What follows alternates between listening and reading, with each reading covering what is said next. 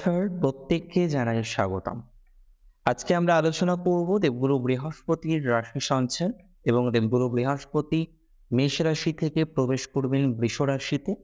কৃত্তিকা নক্ষত্রের দ্বিতীয় চরণে প্রবেশের মাধ্যমে বৃষ রাশিতে দেবগুরু বৃহস্পতির সঞ্চার ঘটবে 1 মে 2024। এই সঞ্চার নিয়ে অনেকেই চিন্তিত, অনেকেই ভাবিত এবং সত্যি কথা বলতে কি 12টি রাশির মধ্যে কোনো রাশি ভালো থাকবে না এই সঞ্চারের ফলে, কোনো রাশির ক্ষেত্রে নতুন করে সমস্যা আসবে। একটি সিরিজে আমরা মূলত প্রত্যেকটি রাশিকে নিয়ে আলোচনা করি। তার মধ্যে কয়েকটি রাশির প্রেডিকশন করার ক্ষেত্রে আমাদেরকে একটু বেশি চিন্তিত হতে হয় বা ভাবতে হয়। আর এই বৃহস্পতির সঞ্চারের জন্য অন্যতম চিন্তিত হচ্ছে যে রাশির প্রেডিকশন করার ক্ষেত্রে, সেটি হলো মিথুন। কারণ আমরা দেখেছি, আমরা যদি সৌন্দর্য কাব্য জ্যোতিষ কিংবা ইয়াবাল জাতকা কিংবা বৃহৎ সংহিতা কিংবা যদি আমরা জ্যোতিষার্ণবা, নবনীতম ইত্যাদি যেগুলো সংস্কৃত টেক্সট রয়েছে সেই গ্রন্থগুলোকে যদি অধ্যয়ন করার চেষ্টা করি, আমরা দেখব দ্বাদশে বৃহস্পতি কিছু ক্ষেত্রে সমস্যাও নিয়ে আসে।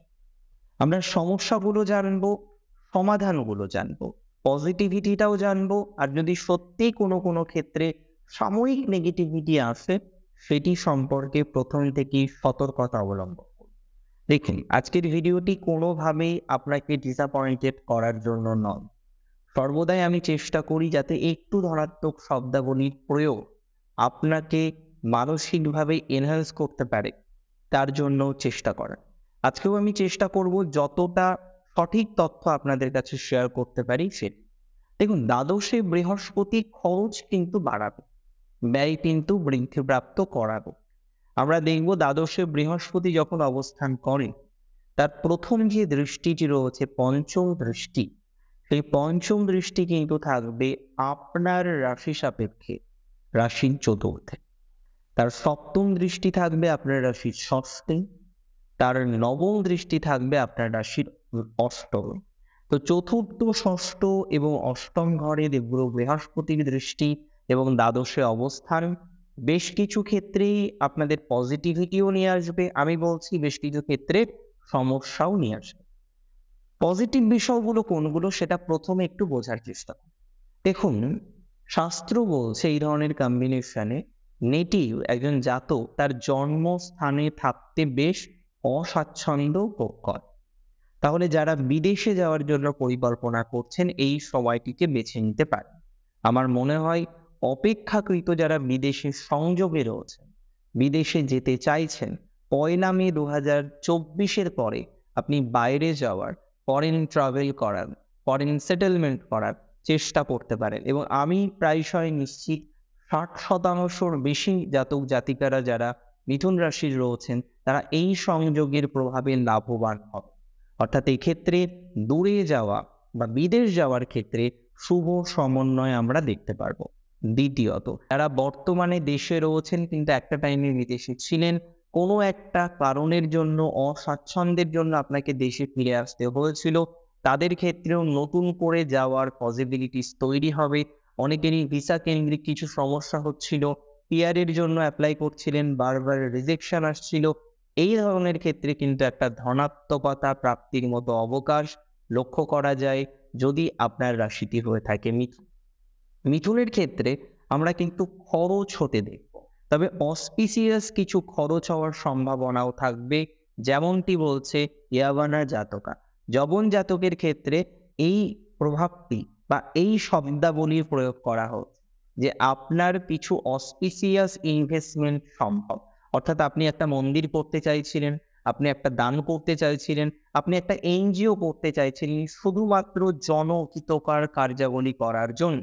তাহলে যারা জনহিতকর কার্যাবলী করার জন্য চেষ্টা করছিলেন, যারা যে কোনো ধরনের নন গভর্নমেন্ট অর্গানাইজেশন তৈরি করছিলেন সমাজ সেবামূলক কার্যাবলীগুলোকে সমাধা করার জন্য, তাদের ক্ষেত্রে কিন্তু শুভ সমন্বয় থাকবে। অনেকে আছে যারা পেট লাভার, অনেক বেশি ভালোবাসেন পশুদের, তারা পশুদের জন্য কিছু করতে চাইছেন এবং এদের ক্ষেত্রে কিন্তু এই সময়ে ধনাত্মকতা বৃদ্ধির মতো অবকাশ লক্ষ্য করা যাবে। অনেকে মন্দির করতে চাইছেন বাড়িতে, হয়তো কোনো একটা মানুষ ছিল যে নির্দিষ্ট কোনো এক দেব বা দেবী মন্দির আপনি প্রতিস্থাপন করবেন, তাদের ক্ষেত্রে কিন্তু এই সংযোগ শুভ ফলাফল প্রদান করবে। অর্থের মাধ্যমে কোনো কিছু প্রাপ্তির জন্য যাদের আটকে রয়েছে, আপনি কোনো একটি কার্য সমাধা করতে চাইছেন, সেখানে আপনাকে অর্থ ইনভেস্টমেন্ট করতে হবে। অর্থাৎ অর্থের মাধ্যমে প্রাপ্তির জন্য যারা চেষ্টা করছেন, আমি মনে করি তাদের অর্থদণ্ড হলেও প্রাপ্তির জায়গাটা কিন্তু সুনিশ্চিত হবে। জাস্ট আমি একটা উদাহরণের সাহায্যে আপনাকে বিষয়টা অনেকটা সহজ করে দেওয়ার চেষ্টা করি। প্রথমত, আপনি কোনো একটা কাজের জন্য কোনো একজন মধ্যস্থতাকারীকে আপনি নিযুক্ত করেছেন এবং সেই মধ্যস্থতাকারী আপনার কিন্তু অর্থের বিনিময়ে আপনার কার্যটা সমাধান করে দেবে বা সমাধান করে দেওয়ার সমন্বয় লক্ষ্য করা যাচ্ছে। অর্থাৎ ব্যয় আপনার হবে, কিন্তু আপনার থেমে থাকা কাজটি, না হওয়া কাজটি, যে কাজটি করতে করতে আপনি যথেষ্ট পরিমাণে নাজেহাল হয়ে গিয়েছেন, কারণ শেষই হয় না, এবং শুধু শেষ না হওয়ার সমস্যা নয়, সেই কাজটি আপনি যতবারই শুরু করেন ততবারই কোনো না কোনো ঝামেলা, অশান্তি আপনার চলে আসে। আমি মনে করি এই ধরনের ক্ষেত্রে ধনাত্মকতা বৃদ্ধিপ্রাপ্ত হয়। আবার যাদের হেলথ রিলেটেড প্রবলেমের কারণে একটু দূরে গিয়ে চিকিৎসা করাতে চাইছেন, বিদেশ যাওয়ার প্রয়োজনীয়তা রয়েছে, কিংবা দেশের মধ্যেই অন্য কোনো রাজ্যে যাওয়ার প্রয়োজনীয়তা রয়েছে, তাদের ক্ষেত্রে কিন্তু ধনাত্মকতা আসবে। অর্থাৎ ইনিশিয়ালি আমরা দেখব ট্রাভেল আপনার হবে, ইনিশিয়ালি আমরা দেখব যে ট্রাভেলিং এর মাধ্যমে কোনো একটা কিছু প্রাপ্তি এবং হেলথ রিলেটেড বিষয় নিয়ে কোনো শুশ্রূষার সম্ভাবনা আপনাদের কিন্তু থাকছে, যদি আপনার রাশিটি হয়ে থাকে মিথুন। এই যে এতগুলো কথা আমি বললাম, আপনাদের কি মনে হলো যে খুব বেশি নেগেটিভ হতে পারে? হ্যাঁ, কিছু কিছু ক্ষেত্রে জটিলতাও আছে, সেগুলো এবার আমরা শেয়ার করব। দেখুন, এই সময়ে সর্বাধিক যে বিষয়ে আপনাকে সচেতনতা অবলম্বন করতে হবে, সেটি নিশ্চিতভাবেই শত্রু থেকে। কারণ এই সময়ে শত্রুর প্রাদুর্ভাব বৃদ্ধিপ্রাপ্ত হতে পারে। শত্রু হয়তো এই সময়ে চেষ্টা করতে পারে যাতে আপনার কিছু ক্ষতি সাধন সেই করতে পারে। সুতরাং এইখানে আপনি যে শত্রুগুলোকে চেনেন, অন্তত তাদের থেকে দূরে থাকার চেষ্টা করবেন। এই সময়ে যে কোনো শত্রু থেকে সমস্যা আসা, শত্রু দ্বারা পীড়িত হওয়া, শত্রু দ্বারা ক্ষতিগ্রস্ত হওয়ার মতো অবস্থা তৈরি হওয়ার সংযোগ কিন্তু থাকছে মিথুন রাশি। তাহলে আমরা এই সকল বিষয়গুলি থেকে সচেতনতা বা সাবধানতা কিন্তু গ্রহণ করব। এটি মিথুনের জন্য শুভ হবে বলে আমার মনে হয়। অনেকে ইনভেস্ট করতে চাইছেন, দেখুন ইনভেস্ট যদি দৈব কার্যে হয় সেটা সঠিক হবে, ইনভেস্ট যদি জনহিতকর কার্যে হয় সেটা শুভ হবে। আপনি পলিটিশিয়ান, আপনি ইনভেস্ট করতে চাইছেন, আপনি বিনিয়োগ ঠিক নয়, আপনি জনসেবার কাজে কিছু অর্থ প্রদান করতে চাইছেন, আমি বলবো এই সংযোগ আপনার জন্য শুভ। অর্থাৎ যারা পলিটিশিয়ান রয়েছে, যারা এই সময়ে কিছু প্রদান করবেন অর্থাবলী, তাদের ক্ষেত্রে কিন্তু শুভ ফল প্রাপ্তির সমন্বয়টা অনেকটা বৃদ্ধিপ্রাপ্ত হতে পারে। যারা এই সময়ে দূরে কোথাও ভ্রমণ করতে চাইছেন, বিজনেস রিলেটেড ম্যাটারকে কেন্দ্র করে শুভ ফলাফল প্রাপ্তির সম্ভাবনা কিন্তু অনেকাংশে বাড়বে। যারা ল লিটিগেশন বিষয়ের সাথে জড়িত রয়েছেন, এই সময় একটা বিষয় আপনাকে খেয়াল রাখতে হবে, কোনোভাবেই তাড়াহুড়ো করা যাবে না। যেভাবে ল লিটিগেশনের প্রসিডিং চলছে, আপনাকে শুধুমাত্র ধৈর্য শক্তিকে বাড়াতে হবে এবং এই ল লিটিগেশন যেভাবে চলছে সেটাকে মেনে নিতে হবে। আপনি চটজলদি সমাধান করবেন, আপনি অধৈর্য ভাব প্রকাশ করবেন, যেটা মিথুন রাশির কমন একটা বৈশিষ্ট্য, যে আপনাদের ধৈর্য শক্তির জায়গাটা কম। এই জায়গাগুলোকে কিন্তু আমার মনে হয় রিকভার করার প্রয়োজনীয়তা রয়েছে এবং আপনি চাইলে জায়গাগুলিকে রিকভার করতে পারবেন, যেভাবে আমি বলছি সেই টিপসগুলো গ্রহণ করুন। দেখুন, প্র্যাকটিক্যালি একটা কথা বুঝতে হবে, প্রত্যেকটি গ্রহেরই কোনো না কোনো উইকেস্ট পয়েন্ট থাকে। দ্বাদশভাবে কোনো একটি গ্রহকে তো থাকতে হবে। অন্যান্য গ্রহগুলির তুলনায় যখন বৃহস্পতি অবস্থান করে, সেটা তুলনামূলকভাবে কম নেগেটিভ, এটুকু জানবে। এই সময় তর্কবাগীশ কোয়ালিটি আপনাদের বৃদ্ধিপ্রাপ্ত হতে পারে, যার প্রভাবে দেখা যাবে অনেকের রিলেশনশিপ কিন্তু নষ্ট হতে পারে। এই পয়েন্টটা কিন্তু শুভ নয়। তার মানে আপনারা যারা রিলেশনশিপে রয়েছেন, তাদের সর্বদা এই সমসাময়িক সময়ে 1 মে 2024 থেকে অন্তত পক্ষে 9 অক্টোবর পর্যন্ত আমরা সমসাময়িক সময়টাকে আলোচনা করছি, তাহলে এই সময়কাল পর্যন্ত সচেতনতা, সাবধানতা গ্রহণ করতে হবে বাক শক্তিকে কেন্দ্র করে। অর্থাৎ এখানে আপনার তর্কবাগীশ কোয়ালিটিটা আপনার অপোনেন্টের কাছে বিরক্তির কারণ হয়ে উঠতে পারে। সেক্ষেত্রে নিয়ন্ত্রণ করার প্রচেষ্টা করতে হবে, এটা প্রয়োজনীয়।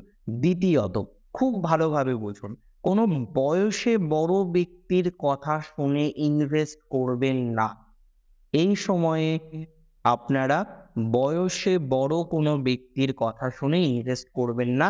এখানে হয়তো তারও বোঝার ভুল হতে পারে এবং তিনি কোনো একটা পরামর্শ আপনাকে দিলেন যে পার্টিকুলার এই ফিল্ডে ইনভেস্ট করো, সেটা কিন্তু খারাপ হতে পারে। মিথুন রাশির অনেকে আছেন শেয়ার মার্কেট ট্রেডিং করেন, তাদের বার্থ চার্ট কোনোভাবেই শেয়ার মার্কেট বা ট্রেডিংকে সাপোর্ট করে না। তাদের কিন্তু এই সময়ে সচেতনতা রাখতে হবে, অর্থাৎ প্রচুর ইনভেস্টমেন্ট করা যাবে না। ডে টু ডে ট্রেডিং যারা করেন তাদের এই সময়ে খুব সচেতনতা গ্রহণ করতে হবে। এডুকেশনে রয়েছেন, আপনার এডুকেশনকে আরো আপলিফট করতে চান, এটা খুব ভালো একটা খবর। কিন্তু এই সময়ে আপনি একটা কোর্সে এনরোল করার পর, হয়তো 2023-এ আপনি এনরোল করেছিলেন, আপনি পরিকল্পনা করেছেন ঠিক আছে 1 বছর দেখি, ভালো না লাগলে ছেড়ে দেব। আমি আপনাকে পরামর্শ একটাই দেব, এই সময়ে কোনো কোর্স লেফট করবেন না, সেটা কিন্তু আপনার জন্য জটিল হতে পারে। দেখুন, এই সময়ে আমরা পজিটিভিটিও কিন্তু পাচ্ছি। 2-1টা বিষয়ে শুধুমাত্র কিছু সচেতনতা আমাদের গ্রহণ করতে হবে, যাতে বৃহস্পতির এই সঞ্চারটা আমাদের জন্য শুভ প্রতিপন্ন হবে।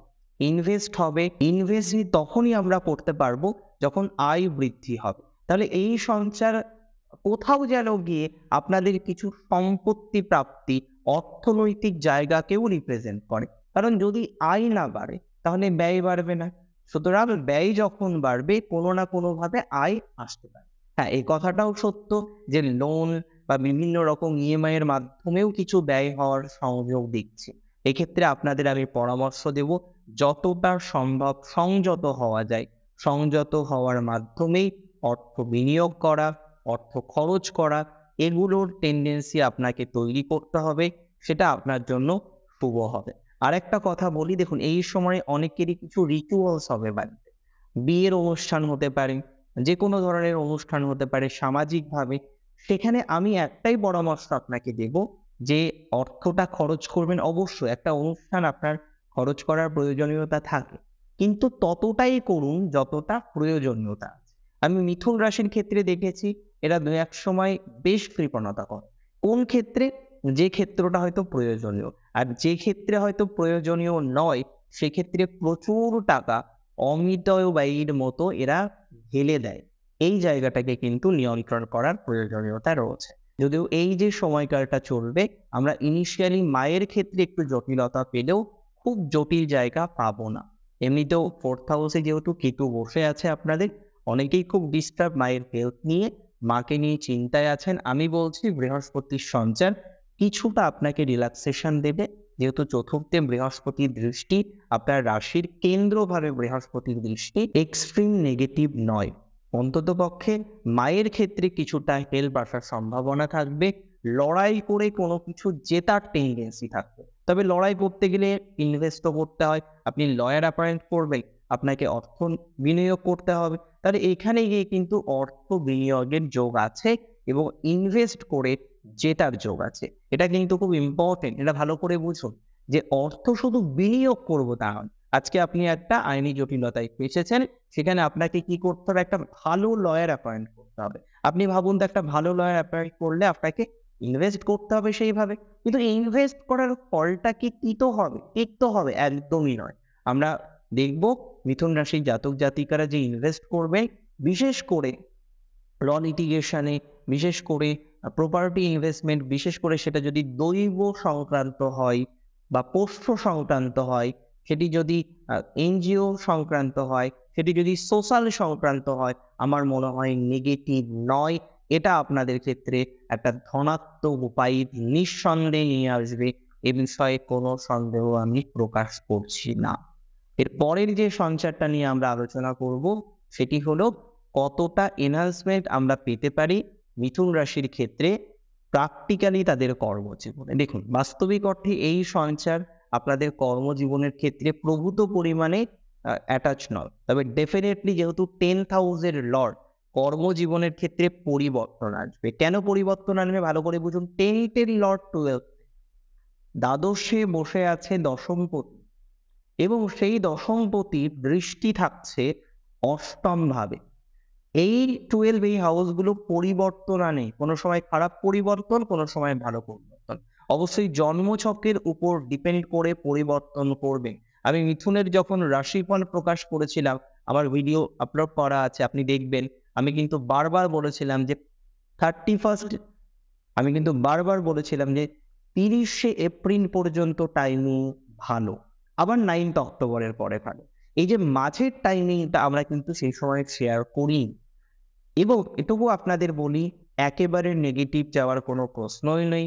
শুধুমাত্র বিশেষ বিশেষ কিছু ক্ষেত্রে আমাদেরকে গ্রহণ করতে হবে একগুচ্ছ সতর্কতা। সেটি যদি আমরা গ্রহণ করতে পারি, আমার মনে হয় ধনাত্মকতা বাড়বে, অনেকটাই পজিটিভিটি প্রাপ্তির মতো অবকাশ আমাদের তৈরি হবে। এবং মিথুন রাশির জাতক জাতিকাদের ক্ষেত্রে আমি বারবার বলছি, যাদের ডিভোর্সের সমস্যা চলছে, যে কোনো আইনি জটিলতা চলছে, হ্যাঁ, এই সংক্রান্ত বিষয়ে ইনভেস্ট করুন, খুব খারাপ ফলাফল আসবে না। আরেকটা কথা বলি, পার্টনারশিপ বিজনেস এই সময় অ্যাভয়েড রাখতে হবে। এই সময়ে যাদের একটু অ্যাংজাইটি ডিসঅর্ডার আছে বা প্যানিক অ্যাটাক আসে, তারা একটু সতর্কে থাকবেন। সবসময় চেষ্টা করবেন আপনার কোনো একজন বন্ধু, আপনার কোনো একজন কাছের মানুষকে কাছে রাখার জন্য। এটা কিন্তু অত্যাধিক প্রয়োজনীয় যদি আপনার রাশি হয়ে থাকে মিথুন। দেখুন, বৃহস্পতির সঞ্চারকে আমরা খুব ভালোভাবে বোঝার পর এই মর্মে উপনীত হতে পারি, হ্যাঁ, কিছু ক্ষেত্রে ইনভেস্ট করাবেন দেবগুরু বৃহস্পতি, কিন্তু তিনি শুভ কারক গ্রহ এবং নৈসর্গিক মতে সর্বাধিক শুভ গ্রহ। সে ট্রিমিন্ডাস নেগেটিভিটি বহন করে নিয়ে আসতে পারে না। ইনভেস্ট করাবে, খরচ করাবে, এই জায়গাগুলো তৈরি হলেও আলটিমেটলি খুব যে নেগেটিভ একটা জায়গায় চলে যাবে, আমার কিন্তু সেটা মনে হয়। যে বিষয়গুলো আমি আলোচনা করলাম, আমার মনে হয় সেগুলোকে যদি একটু স্মরণ রাখতে পারেন, একটু হলেও উপকার হবে। অনেক ভালো থাকুন আপনারা প্রত্যেকে। আজকের অনুষ্ঠান এখানেই শেষ করছি। প্রত্যেকের ভালো হোক। জয় শ্রী গণেশ।